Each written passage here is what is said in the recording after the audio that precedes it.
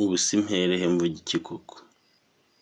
Birabaje kandi biteye agahinda kuko ubu tuvugana umuhanzikazi Nyiransengiyumva Valentine wamenyekanye nka Vava cyangwa se Dorimbogo kuva mu karere ka Nyamasheke, umwana waturutse mu cyaro aho yari asanzwe yikorera umurimo wo guhinga, ariko akaza gusanga afite impano yo kuririmba bigatuma yimukira muri Kigali aho yagiye gukuriza impano ye, kandi bwa ko yari imaze kumugeza kure.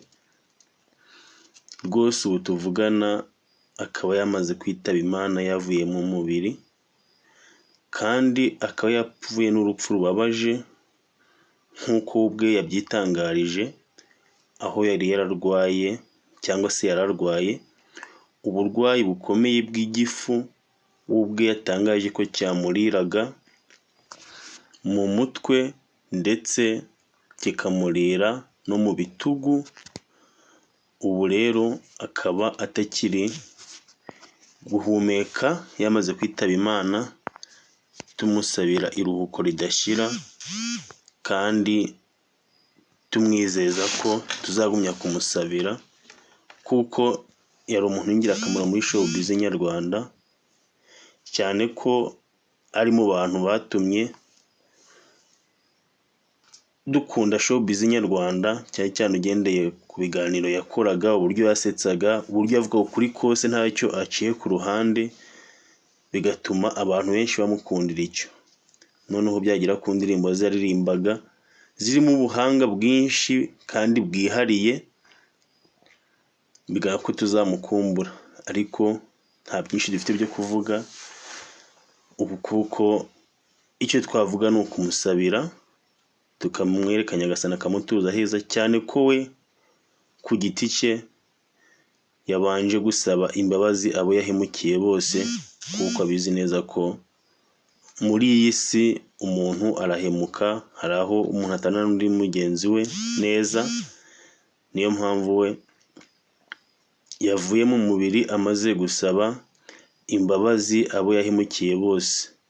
Rero ni inkuru ibabaje kandi iteye agahinda, ariko nta kundi byagenda. Yari amakuru nari nje kugeza ku bakunzi ba Vava ndetse n'abakunzi banjye muri rusange.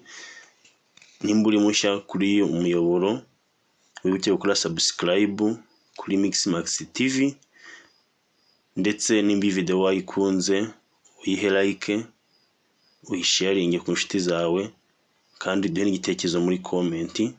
Ngenda bakunda cyane, bifurije kugira Imana n'amafaranga, mukomeze guhirwa mu byo mukora byose.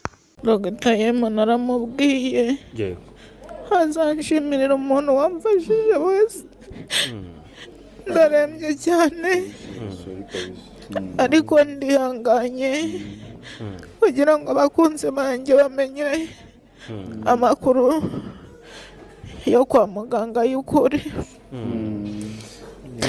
Nararembye cyane, narwaye igifu kiranyokera mu bitugu n'umutwe wose, nkaruka nkarwara umutwe udakira.